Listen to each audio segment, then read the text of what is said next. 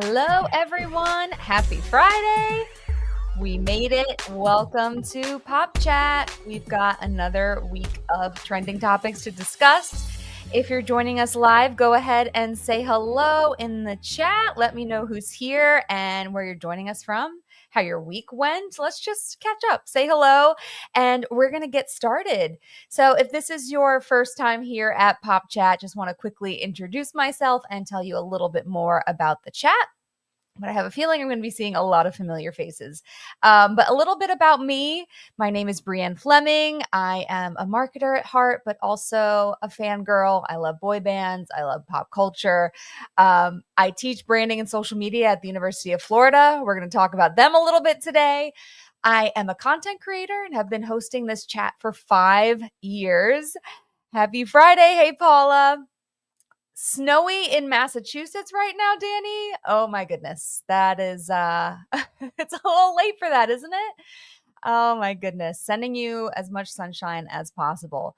And I'm a mom with a 10-month-old daughter living in South Florida with my husband. I also host a podcast called Making the Brand, and I'm just always making things. I think you guys can relate to that as marketers and creators. So if you haven't already, tell us who you are, where you're joining from, and what you do. I see Salim is here and hyped. Love it. Amrapali, so great to see you. And Paula, a new friend. Thank you so much for hanging out with us today. I know. It's April 11th. That's wild. That's wild. Leslie's here. Oh, Leslie, we're going to talk about Prada today and their merger with Versace. Leslie is our fashion expert, all the things. We're going to get to that. Thank you so much for joining. Salim, where do you live again? Remind me. Oh my goodness. Oh, the weather outside is weather, as they say. So keep introducing yourself, letting us know where you're joining from and what you do, because unlike what my beloved Backstreet Boys say, I do care who you are, what you do, and where you're from. Jesse's here. You made it on a Friday. I assume you have the day off or just a later shift. Let us know. Yeah. You know, Lathan, I've been teaching at UF for 7 years, and I've been on the campus twice. And both times were before I was even employed there. Teaching online. I've never been to a game. I am like not the best fan, but I really want to make my way out there. Richmond, Virginia. Awesome. Rich, what? Rapali's in LA. Oh, okay, no problem. 45 minutes, I'll take it. That's awesome. So let's get on with it. What is Pop Chat? It is our place to discuss marketing and pop culture, and community and connection end up being a byproduct of that. You can see some of our Pop Chat loyalists, as I call them, including Amrapali right here. You can say hello. Maybe Tony, Michelle, and Dakota will join us. We'll see. I know Michelle got a new job though, and she was texting me saying that it's hard to make it to Pop Chat these days. So thankfully, Jesse is here just outside of Roanoke. I've got a full day of calls and chores, then a 4.5-hour shift at Barnes & Noble. I feel like working at Barnes & Noble is just bliss. You tell me. I could be wrong, but I feel like that's a really awesome gig. So let us know how that's going, Jesse. So glad you're here. And the way it works, of course, always be you. There's no authority here. No matter what you do, no matter where you are in marketing or in your career, we like to hear from all different perspectives. So be you, just share your thoughts and reply, connect with others, and have fun. We're also going to do another giveaway today with our friends from Skinny Dipped. I know Lathan loved my little display here last week. It's not looking as great because all these bags are pretty much half eaten. But they're back with another giveaway, so stay tuned. Awesome. What's for lunch? Let us know. Today's icebreaker question is a bit of a twofer because we're going to talk about a trending topic in this icebreaker. So you may have seen this surfacing on TikTok, on X, on LinkedIn. There's this trend going around called "Probably needed a hug, but I did this instead." And this article in People says, there are a few things in the world that provide the same warmth and comfort as a hug, But according to the thousands of people on TikTok, there are plenty of activities that come pretty close. The probably needed a hug TikTok trend sees social media users indulging in hobbies that bring them comfort or joy, or activities they sought out during tough times. So I am curious to hear. One example here is someone said probably needed a hug, went for a run instead, or this user on screen probably needed a hug, but decided to completely reinvent my style and clean out my closet instead. So sometimes we need those activities to get us through those tough times. So, uh, in the spirit of this, for today's icebreaker, I want to hear about your comfort hobbies and things that bring you joy. If you were to fill this in, I probably needed a hug, but I blank instead. What would that be? As long as you love pop chat, Jennifer, I see what you did there and I'm obsessed. So let me know what your comfort hobbies are, or just it could be something little like I probably needed a hug, but I, ate a bunch of skinny dipped. I think also for me, when I need a hug, I decide to redecorate and I'll find a new house project, which kind of brings on more stress, but but it's always going to feel great afterward. Oh, we're getting the update on Barnes and Noble. I feel a little bad because they're definitely trying to get me ready for a higher position, but I've got a job interview at 4. Not because I need to flee from the bookstore, but because I'm trying to do more things. You can do it all, Jesse, and who knows, maybe you can balance both. That's so exciting. Really curious to hear how that goes. So please keep me posted. Kristen's here. Kristen's over on X too. Welcome. Kristen is a fellow Gator and another instructor in the program. Kristen, you're here just in time because I think my Gator question is the first one. We're going to talk about NIL a little bit. And speaking of Gators, we're going to talk about Emily today also. Spent money on concert tickets. Yes, Emily is the Jonas Brothers' #1 fan. No lie. And yeah, that's very on brand. Lathan says, whenever I was a kid, I used to cook or bake something when I had a bad day. Still do. I love that.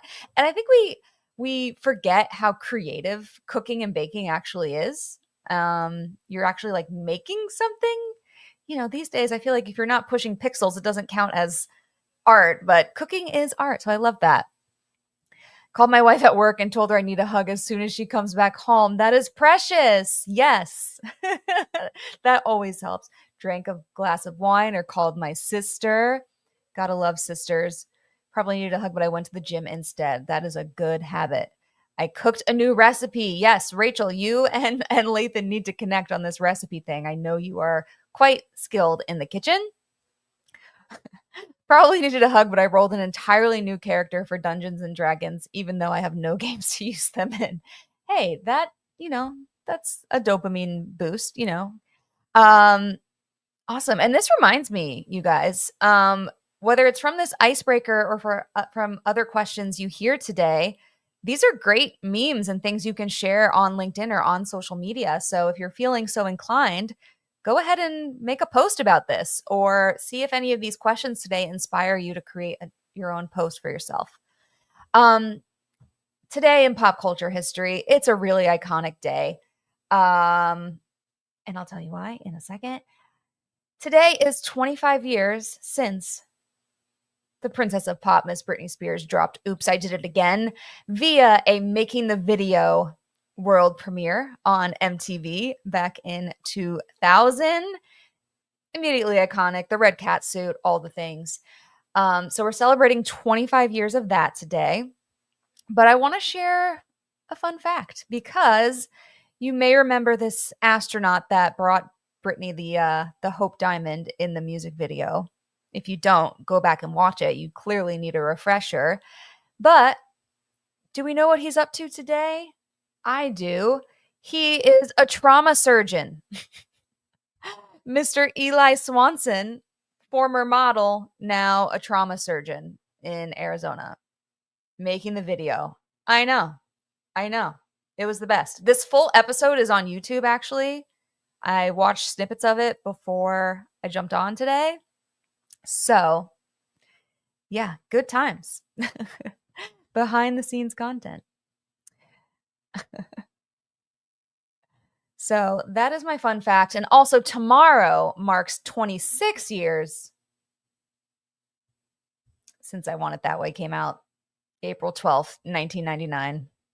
Talk about a plot twist. I know, good for him. In fact, I will say I had that slide about Dr. Eli in here before, as I was prepping for this chat. And then about an hour ago, People Magazine came out with an exclusive interview with him. So he just did an interview today talking about what that experience was like and what he's up to now.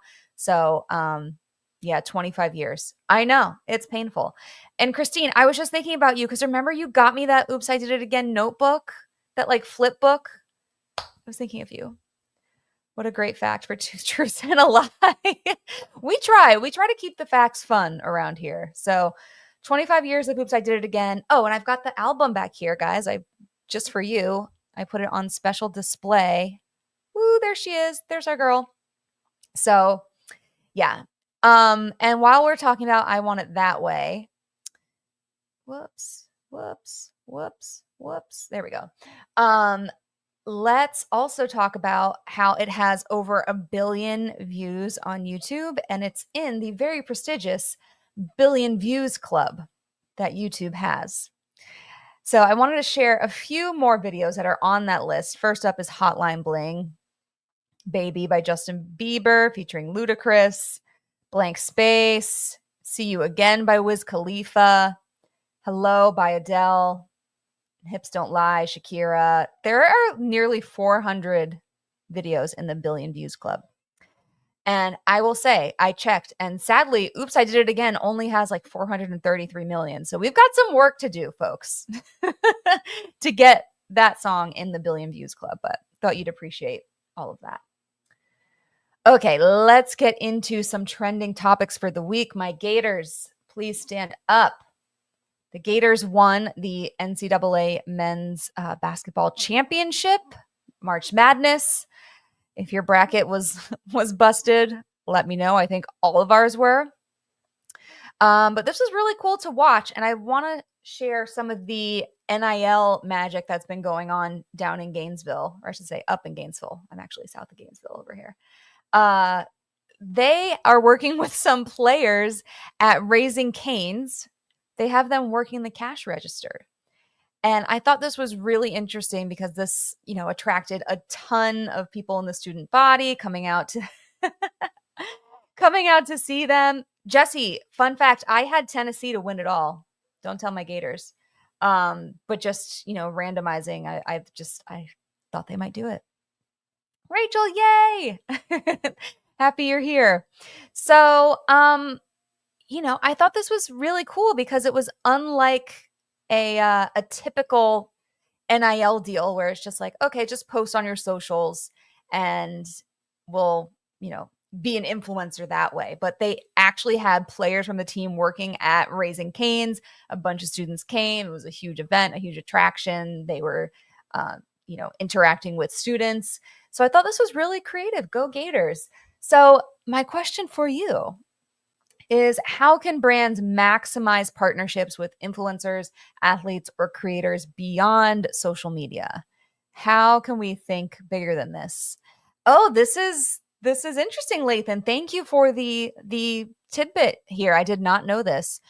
Canes does this with all of their championships. The Eagles, Dodgers, and Celtics have all done it too. I did not know that.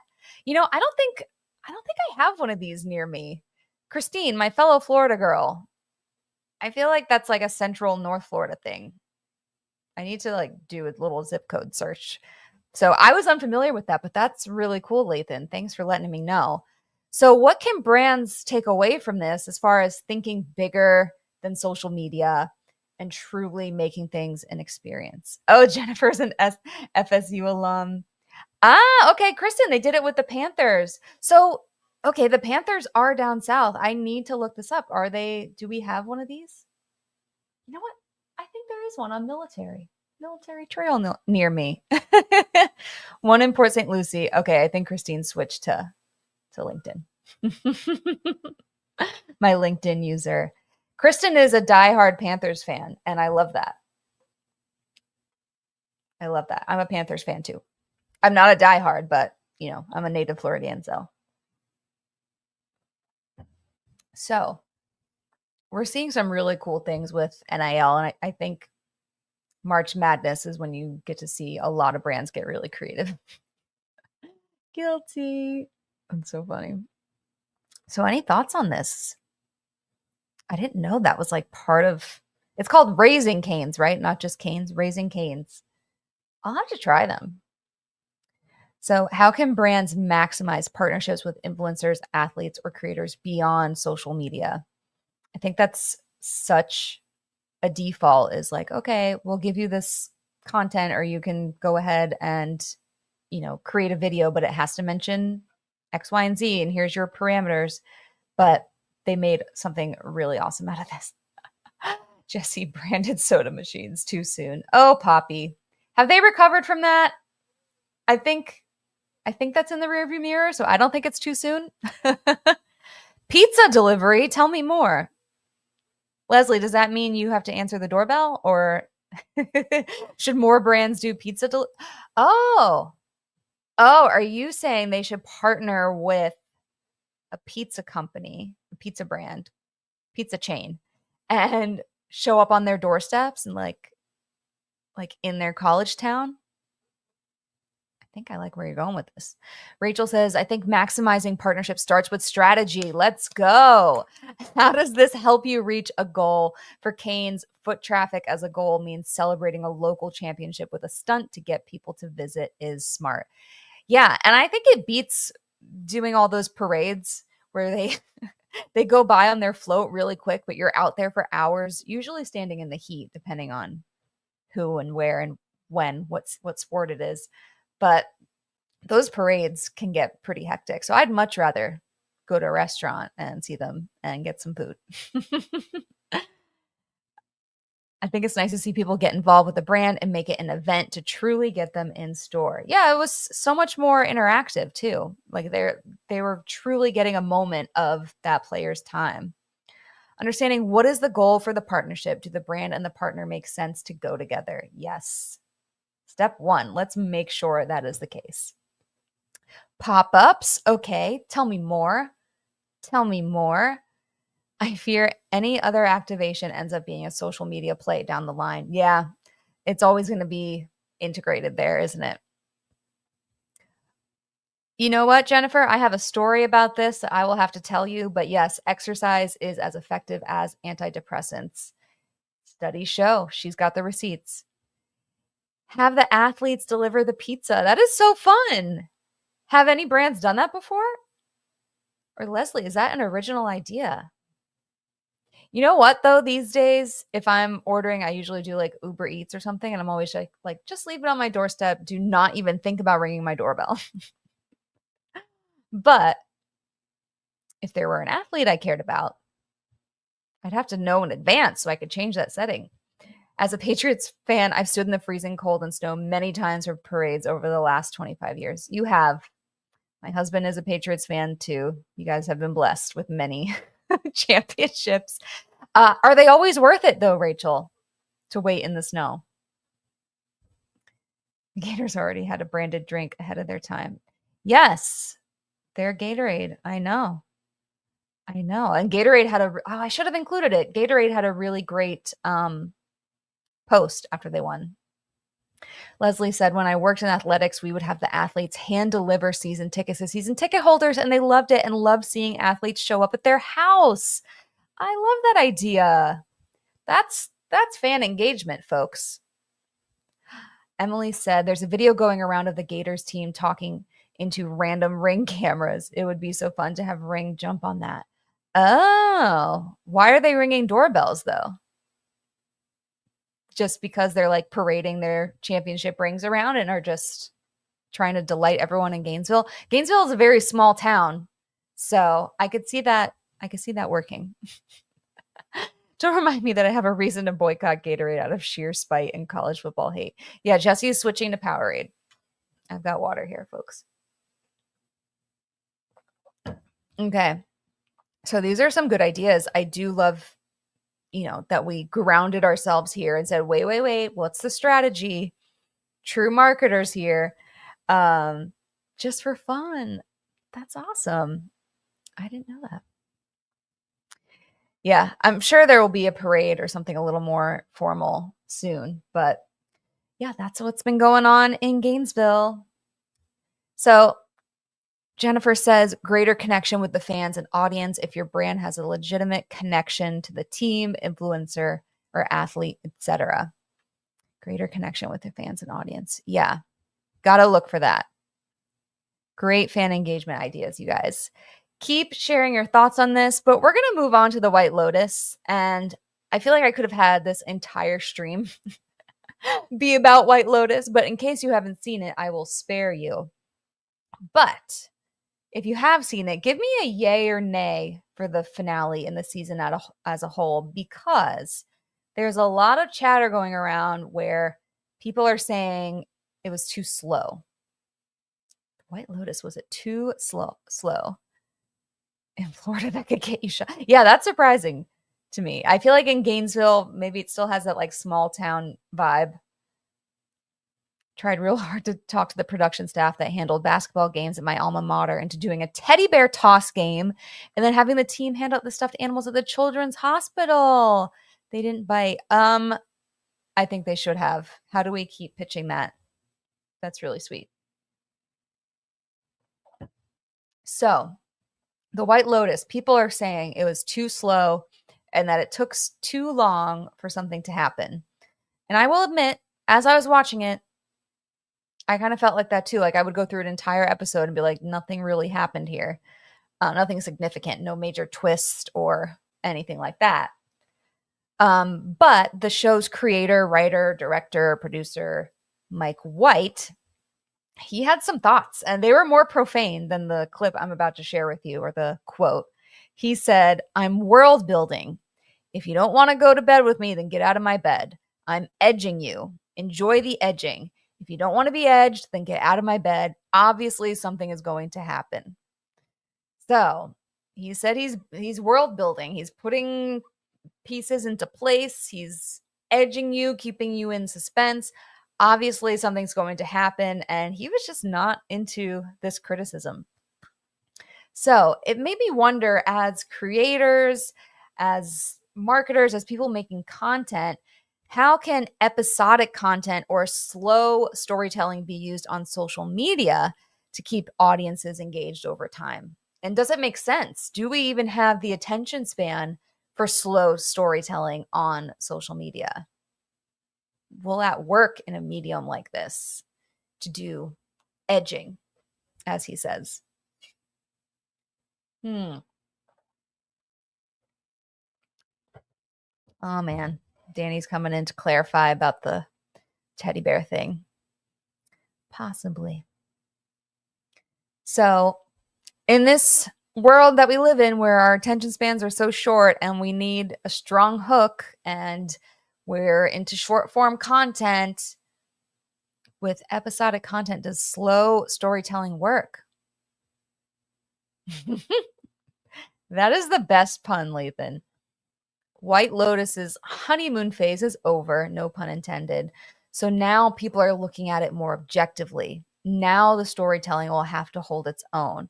I think it is hard to accept world building in an anthology like White Lotus.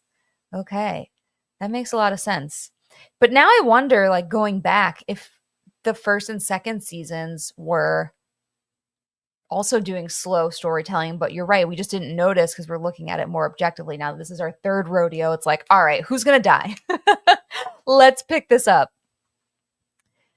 Ooh, probably says mini spoilers or teasers. If you have the right hook, people can and will engage. I think that's true. Yeah, that's a form of edging. Yeah, just doing little mini spoilers or teasers. Jennifer says, I hold myself up as an example of the fragmentation of media. I do not have HBO and have never seen The White Lotus. Okay, Jennifer, that's all right. I can still appreciate your thoughts on this, just slow storytelling in general. But yeah, you're missing out. It is it's a wild ride. But you bring up a good point about pop culture these days and how it is so much more fragmented because we're not having these big collective experiences as often anymore. Bring back cable. I think we were all a lot A lot closer. Not the cable's gone, but we all just need to get back to it. Danny says, nope, social media followers don't have the attention span. Give us all the 45-second videos. So edging does not work the same way on social. Is that what we're saying here? I think it can work to an extent because a lot of what we're seeing now is multi-part TikTok series. Like last week, we briefly discussed one going on called the group chat. And I think that's edging just by nature because people are making these series and they may not have all of them done yet. They might just post one video and it takes off. So they're like, okay, let me make a part 2. Whereas something like the White Lotus, I mean, they film all of them ahead of time. So they know, they don't have to release them in the same format. Christine says, I think it can work if you make your audience part of the story. Ooh, okay. That's what we love about storytelling. Salim says, episodic, yes, but not slow storytelling. You need the audience to understand your entire strategic narrative and every touch point for it to stick. People should feel helped with every episode independently, but wanting more help in other topics versus being strung along to get the full picture. Okay, yeah, I think this is kind of what I was hinting at too, is that with episodic content like series on TikTok that have multiple parts, sometimes I am being edged out and they cut it off and I need to know I need to know what happens next. Oh my gosh, I watched this.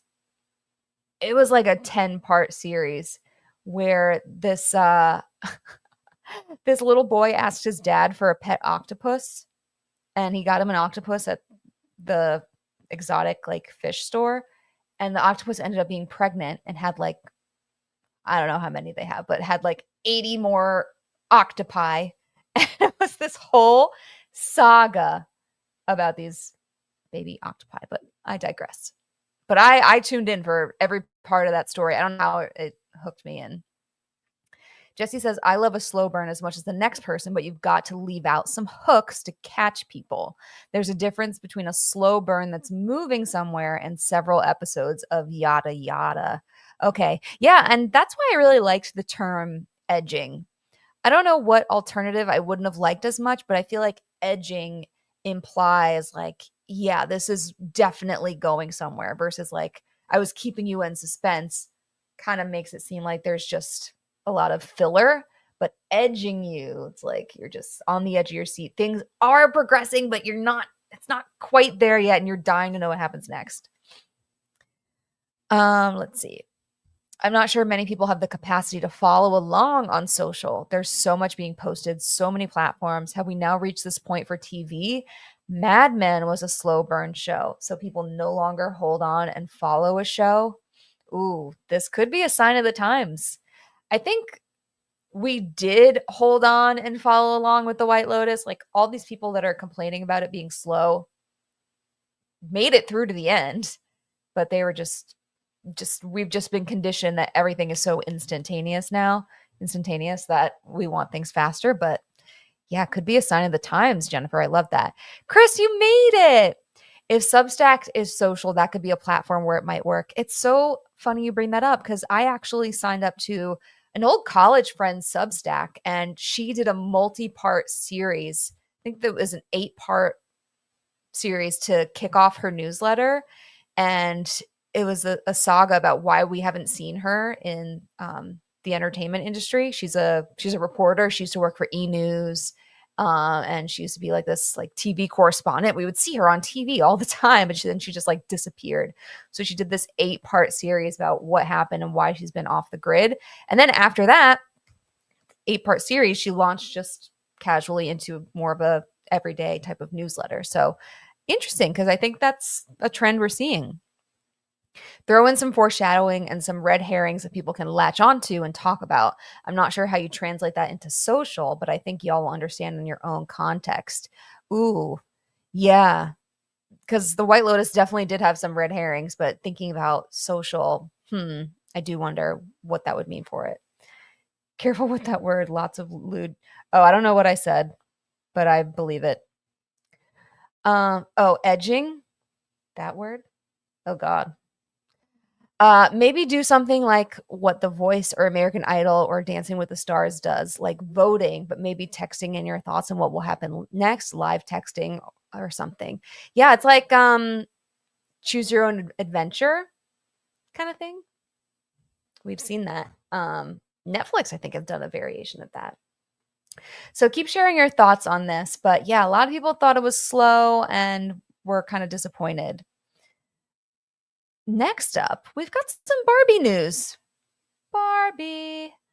Mattel has launched their first athlete doll. We're talking a lot about athletes today, with LeBron James featured as their first. Okay, Salim. Yeah, I don't know the lewd context, but I will believe you. LeBron James becomes the first athlete with a Ken doll. And question for you, what do you think is interesting about this? Just immediate, first impressions of this. Entertainment is in the eye of the beholder. I personally couldn't get into Breaking Bad, and I've heard others who had the same issue. That is so true, and the critics are always louder, right? Their thoughts always stick in your minds, and I can believe that Mike White felt compelled to respond, but yeah. Soap operas are all edging and repetition. The format has to work for some audiences because those have lasted for decades. Ooh, yes. I know. Young and the Restless is still going, isn't it? So give me your first impressions of this LeBron doll. And I'm going to share my thought, what I thought was interesting. So here you can see he's in his streetwear. So when they built this, they gave him some Beats headphones. He's wearing an I Promise wristband, which is a nod to his foundation. Nike sneakers. A t-shirt that says "We Are Family." It's got a patch and a cap featuring his LeBron James Family Foundation logo. Wasn't The Rock? Do we consider The Rock like an athlete? Like, would they say The Rock is their first athlete doll? I guess so. I don't know. Yes, exactly this. He's in casual wear. And every time I think of an athlete doll or like an action figure, they're in a jersey or you see them in their sort of sports on the court persona. Brent's here. Hello, Brent. Tell me why. Why? Which part? Is that your reaction to the Ken doll? Just why? I don't know if I'm seeing that out of context, Amber Polly, but that's funny. I don't know the exact audience for LeBron Ken doll. Maybe some kids would play with it, but it seems more of a display piece. Yes, guess how much it is. Guess how much it is. So yeah, that's what I thought was interesting, Christine, is that he's not dressed as an athlete. He's in his everyday streetwear. So this got me wondering about the influence that athletes have.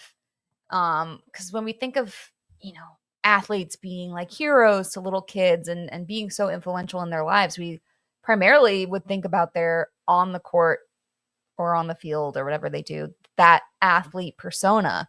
So I'm curious now, how has social media changed how athletes influence their fans? We're talking a lot about fan engagement today. I'm not a huge basketball fan, but this isn't the image I have of LeBron. Yeah. Is it just because he's not in a jersey? He doesn't look athletic. He looks like just. Oh, here's a fun fact though. The doll is a lot taller than the average Ken doll because of course that makes a lot of sense. If it's over $30, I'm throwing a keyboard. All right, who is this LinkedIn user? Because ding, ding, ding, you are correct. Hold on, where are my sound effects? Or let's do applause. Oh wait, hold on, my volume's low. Yay, $75 for a LeBron. So you're right, Lathan. I don't know who the audience is, but it's probably collectors. Probably collectors. I'm sure there'll be 300 on eBay soon enough, Brent. The Young and the Restless was a staple in my life when I used to work nights at NBC. Oh, fun fact. I love that. So, how has social media changed how athletes influence their fans? Because, I think about Michael Jordan, the Michael Jordan days, and they're very different. Wait, where was Camber? Camber knew it was $75? Oh, hi, Camber. You are a real person. This has something to do with your LinkedIn settings, but oh my God, this just made my day. Hello, my friend. Camber is here just in time for sports talk. I love it.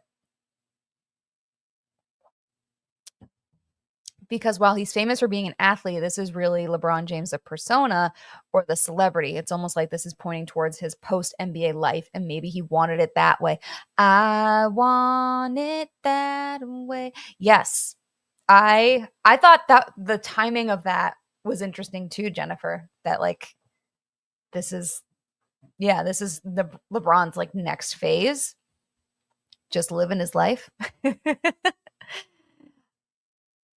Athletes who go back to the community and help improve the areas they live and grow up, it gives fans a way to engage with their fandom and feeling they're engaging in a space as that their idol cares about too. LeBron is definitely known for this. I mean, built in Akron, or what's that saying? He always says something about Akron. Akron made, his foundation, all of those things. He's just always looking to make his community better. So a lot of respect for that. You're a real person to us, Camber. Absolutely. Oh, thank you, Salim. There we go. Drop the link. Emily says, I feel like social media has done a good job of peeling back the curtain a lot with athletes, and fan engagement allows fans to see day to day versus just flashy, glamorous parts of the athlete lifestyle.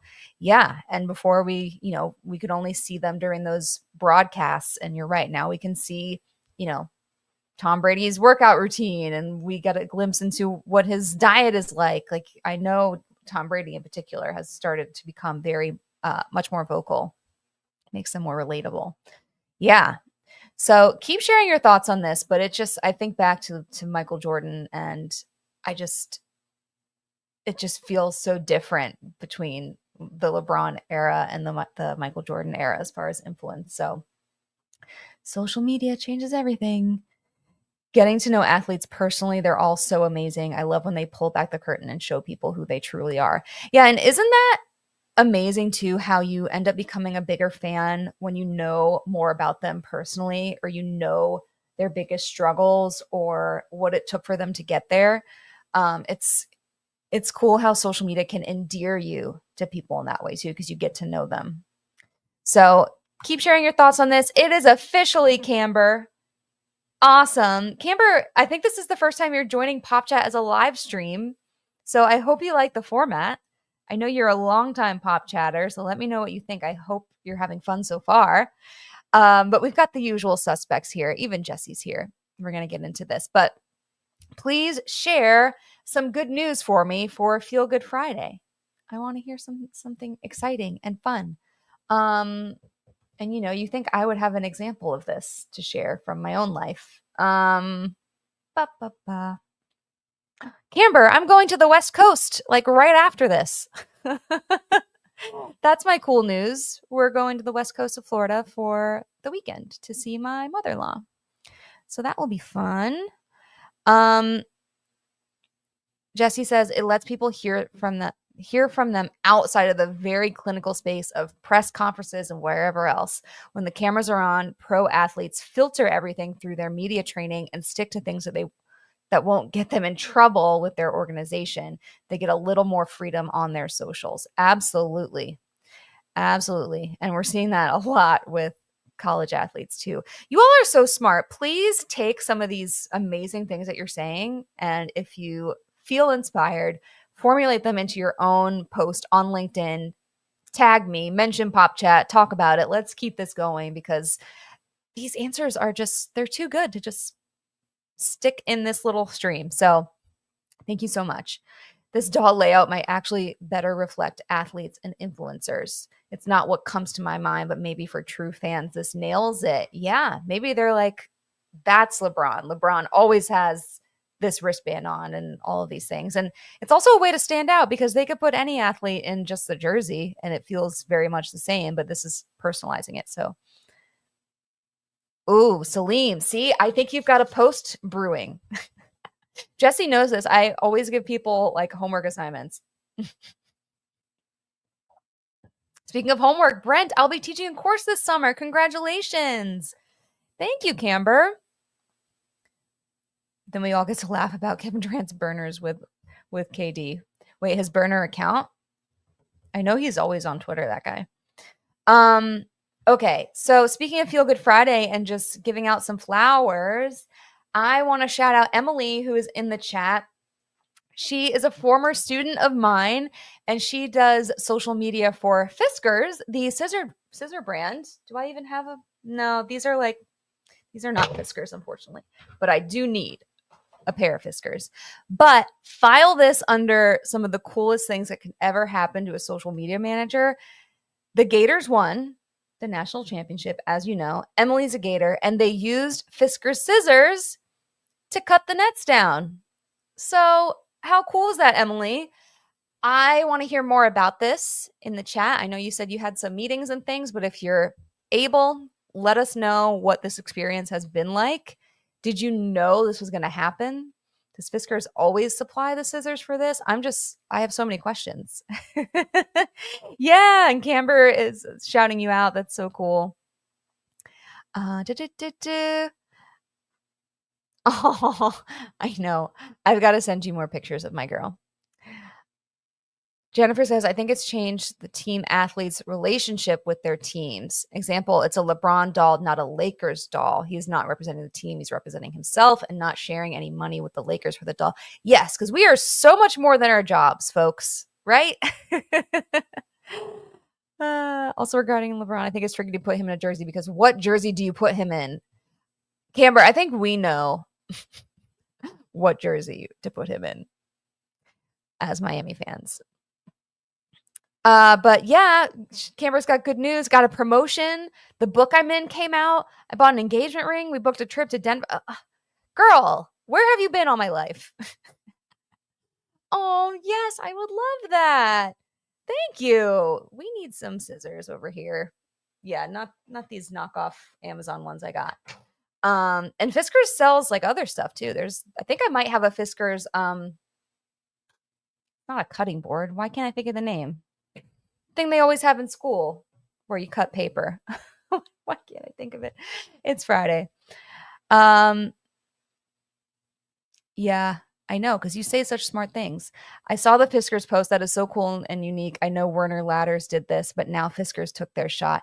Oh, yeah. Is that a Werner Oh, okay. Yeah, we've got lots of brands in here getting the spotlight. So congrats, Emily. I think that's just the coolest thing. Yeah, we think it should be Miami.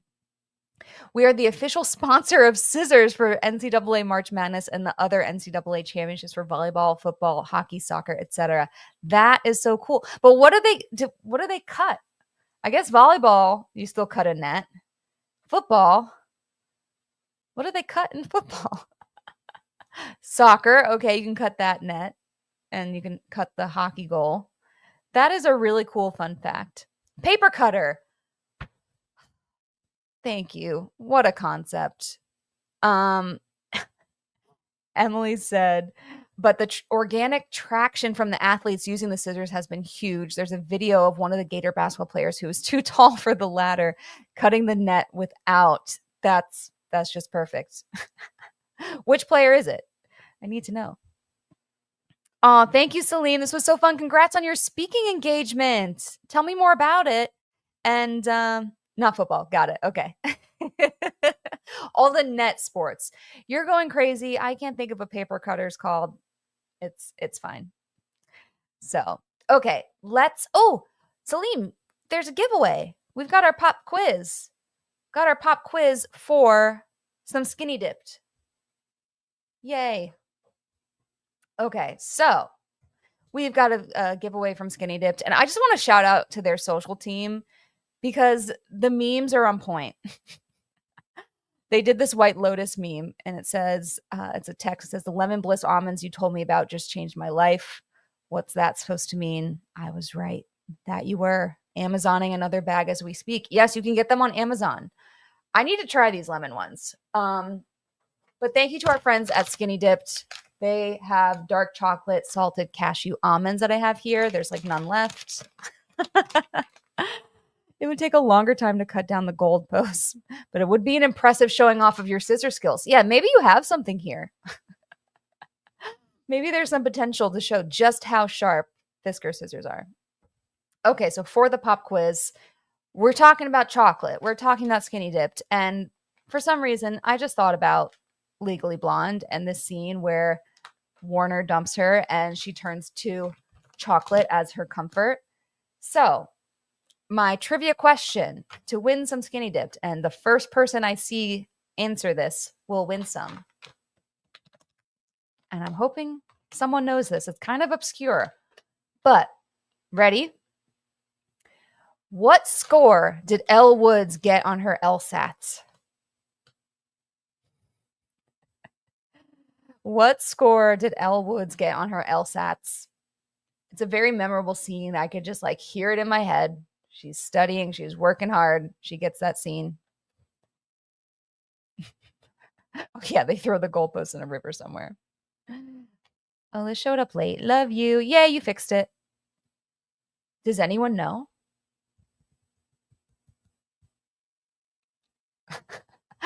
What, like it's hard? I guess so.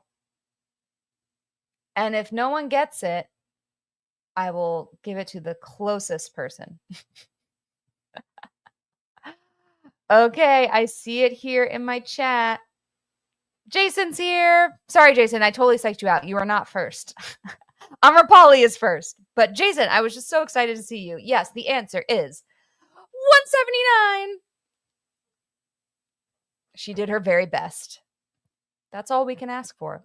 You know, I kind of want to give you the Skinny Dip just for that, Jesse, because doing her best is all that matters, although it won't get her into Harvard. But yes, Amrapali, you're going to get some Skinny Dipped. Congratulations. Some honorable mentions. Brent also got it right. Jason, you did get it right. 175 is close. Going the price is right. Yeah, we'll do like an over-under. She got 179.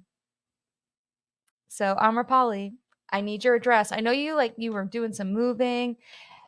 Tony's here. You just missed the trivia, but you're here, and we're going to talk about some industry news as we wrap up these last 12 minutes or so. Leslie, are you still here? Because we've got some fashion. Prada is buying Versace. Yeah, at least you made it. Makes you want a bag of Skinny Dipped almonds real bad.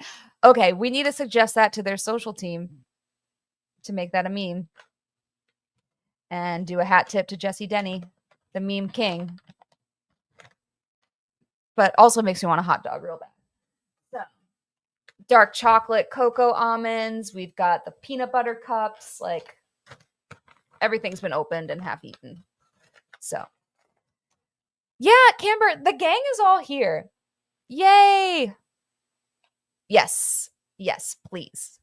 So Prada's buying Versace, and the main thing I'm getting out of this is that we need a Devil Wears Prada sequel.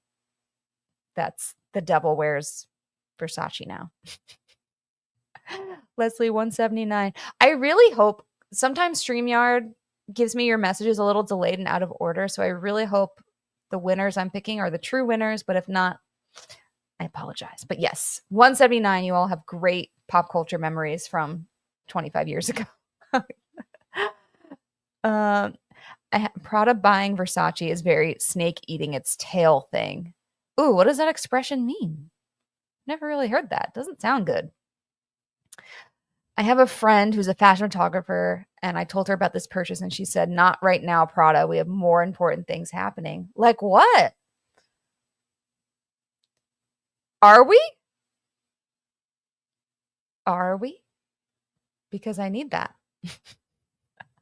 But the Devil Wears Versace now. So let me just read a little bit about this merger here from Prada themselves.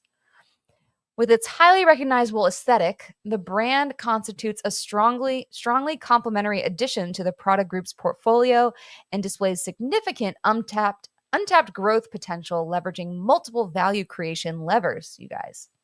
Within the product group, Versace will maintain its creative DNA and cultural authenticity while benefiting from the full strength of the group's consolidated platform, including industrial capabilities, retail execution, and operational expertise. We definitely are getting these messages delayed. I love that you're here, Jesse. Versata. Versata. What? What is the release date? Do not toy with my emotions. It's kind of like when every year they're saying the Spice Girls are going on tour and they're not.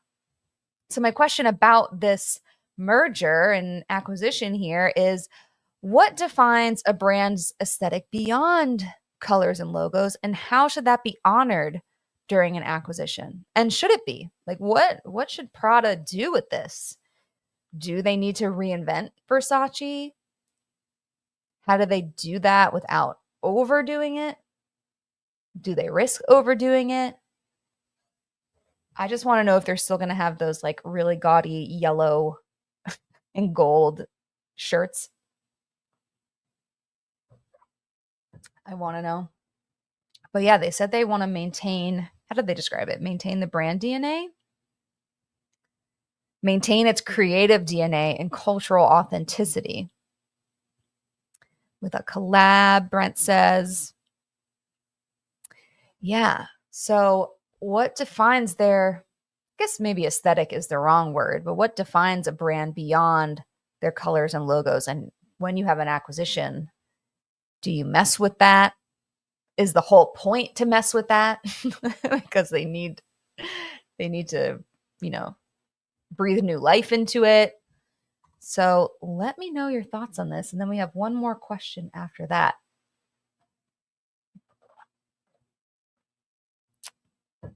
Lathan says, Danny, it's a cliche, but brands have a persona. You think of a certain type of person related to any brand. That is what they think about for the strategy and if they pick any celebrity endorsers. Ooh, I wonder if they'll pick some celebrity endorsers. Yeah, or maybe some new ones that they haven't worked with before. Okay. Yeah. I buy my clothes at Burlington. Well, Danny, this is a brand question. We've generalized it here. We need the voice of the Burlington Coat Factory shoppers to weigh in on this. Versace makes me think very gilded gold too much. Yes, thank you. And while luxury will always have a place, it feels very Trump Oval Office and feels yucky. So I would love to see a little redirection. Yeah, I have a feeling that's going to happen. And the articles I was reading described Versace as very maximalist and Prada as minimalist. So I guess that's what they mean too when they're saying that they complement each other. But does the group at Prada know how to do maximalism right? Or do they plan to keep that? Oh no, since you're making all of us feel old with all of this 25 years ago stuff. What happened with Ginger Spice? She's turning 52. Ginger is my favorite Spice Girl. She was the true marketing brains. That is a whole other episode of Pop Chat. So keep giving me your thoughts on this Versace thing. But that's a big deal. Yeah, Donatella announced that she's stepping down, I believe, last month. Oh, it's all about the vibe. Got to match the vibes while adding something new. If you're going to leave things the way they are, what was the point of spending all that money? You could have just let them keep doing the same thing without throwing several $1 million down a well. Yeah, in this case, it was billion. I want to say 1.4 billion. Crazy town. 1.4 billion. Justin's here. Yay. I'd say maybe their social media presence can also define a brand's aesthetic, website, etc. Yeah, I'd be curious to see both of these brands side by side. You know what? We do need to bring back making the brand. I think I do have an episode about this already, though, about Ginger Spice. Chris says, How a brand interacts with its fans and the community is a big part of what can define a brand. What causes do they support? What have their fans come to expect in their interactions? Keeping that momentum through a transition can make all the difference in brand equity. Chris, I feel like you've really articulated the intangibles here. And for that, I'm going to give you some sparkles. Woo. Hold on. Yay. And again, you guys, you're always on fire with these great thoughts. So why not articulate that into a post? Maximalism can and should stay because it can complement Prada. But yeah, I don't know. It's kind of weird when big fashion houses kind of fold in some ways. Yeah, I think Donatella was just like, I did my thing. I already took over once. I'm ready to just ride off into the sunset. Who knows? Leslie says the community they build, price, fabrics they use, and factory partners. Yeah. How do the price points compare between Versace products and Prada? Versace is considered more luxury, right? I couldn't really tell you because I don't shop there or buy from them. I'm more of a Burlington girl myself, Danny. But it makes me wonder if, they'll try to cut corners in some way or if they kind of know what they're dealing with. Jerry's 52. My. If she's 52, what does that make us? We're right there with her, aren't we? We are not far behind. Yeah. I love Leslie, though, with her fashion brain, thinking about fabrics and really just like, yeah, if you're a fashion brand, the fabric and the materials, like that itself is the assets that you're working with. So awesome. Okay. Last question. And this one's good news. Good news for ugly people. Untouched faces are having a moment on TikTok. I'm totally kidding.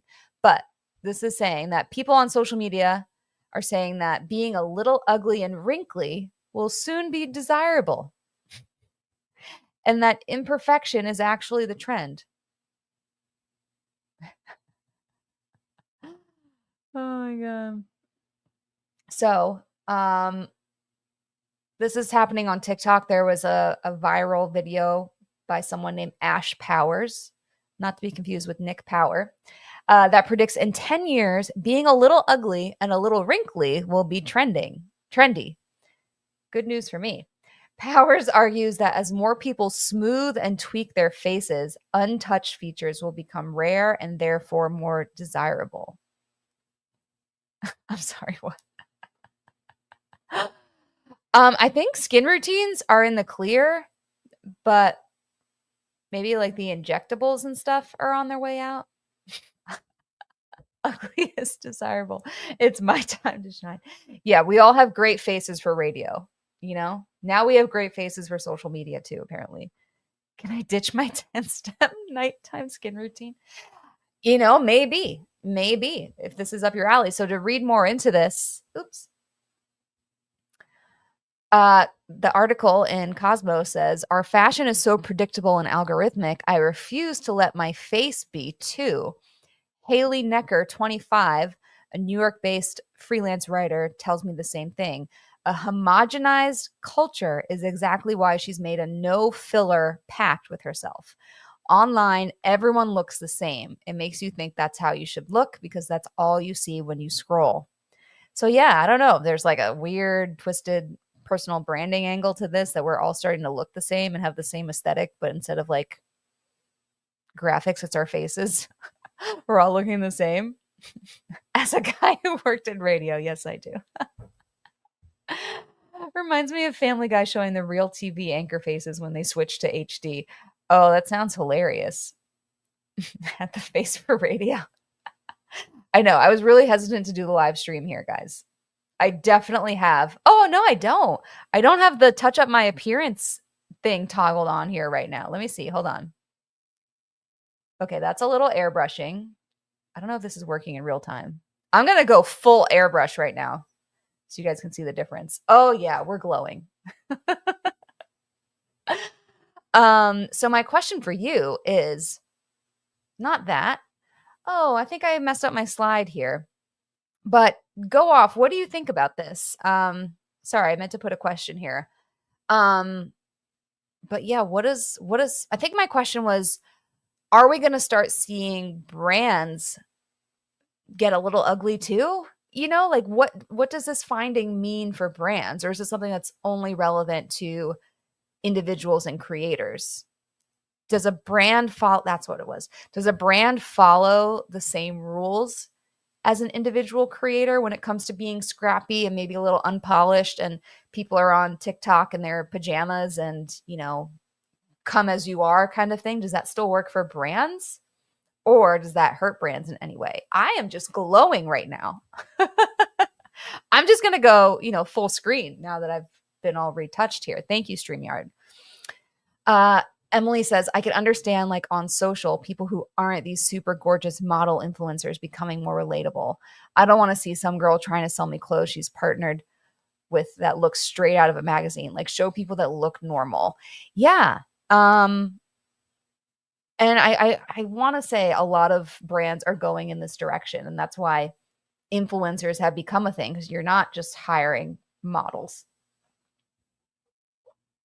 You're not hiring models. You're hiring like everyday moms and just, people that look normal. I would actually love to see this play out, since in 10 years I'll be late 40s. Not that I actually really post on social like that, but like how Aerie or Dove leaned into body types, I think this will show up in branding, ads, etc., depending on who they are and what they do. Yeah, maybe we'll see more brands not do any retouching and airbrushing. Because all those like CoverGirl things are so reach. Like, if CoverGirl is really that good, show me this picture without any airbrushing. Danny says, in the content I produce for the hospital, I find the untouched photo and video, they do better than the super polished brand campaigns. That's just good news for everyone. We're all winning in that case. So that is all I have for you today, guys, except let's see. Oh, my slides aren't here. Let's do a little helping hands. Hold on. Share something you need help with right now, and we'll do our best to send all the bat signals out there. Jesse says, no, brands can only be people in the eyes of American law, not in the to err as human sense of things. The closest you're getting to a cutesy I woke up like this from brands are intentional typos on boxes for a Super Bowl ad. Oh yeah, are we talking about Coors? Yeah, I kind of agree. I don't know if brands play by the same rules. How are we pushing authenticity if you're not blah blah blah, but like not if you're ugly? Yeah, good news. So let's all just age gracefully. I'm gonna turn off this retouching now. Okay, we can see the bags coming on in. And my nail polish is not working for me. So come as you are, especially to Pop Chat. Thank you all so much for joining today. I hope you had an awesome time. I'm Rapali. We're going to get you your Skinny Dipped, and they're going to be back next week. So thank you, Skinny Dipped. And Camber, don't be a stranger. This was so fun. I was so happy to see you here. Jennifer says, I think you really need to know yourself or your brand and your audience. It's a fine line. And when brands try to be cute or funny by being nasty, sarcastic, etc., you're having to lean into a personality, and it can seriously backfire. Yes, I've seen that happen. You're not Duolingo. So special thanks to Skinny Dipped. We're going to see them back next week. Emily, I'm so glad you joined. Let's keep chatting. But again, I'm so proud of you. What a cool week. And let's stay in touch. I hope you'll come back next week. I hope you guys should just block Pop Chat on your work calendar, because I hope you learned a thing or two today, or you've got the creative juices flowing. So one more thing before you go, send a DM to someone who joined Pop Chat today. Just spread some good energy, some good news, some connection. That's what it's all about. And to wrap up the ugly conversation, Chris says, I think the ugly will be more of the differentiating brands and a trend among the big brands. Don't expect big brands to take the bigger risks, at least not at first. That sounds about right. All right, friends, have an awesome weekend. It was so much fun connecting with you. And again, turn some of these into LinkedIn posts and tag me. I want to read more of your thoughts on this when you've really had a chance to noodle on them. But everyone have a great weekend, and I'll see you next time. Aw, make sure to take my lunch at 1 p.m. You're a gem. You're a gem. Justin, thanks for coming. Another fellow Gator in the house. National champs. Let's go. All right. I'll see you all next Friday. Thanks so much. Bye.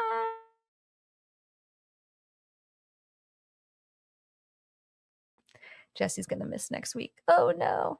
All right. How do I do an outro on here? I really don't have one. We're just going to cut it off. See you all next time. Bye.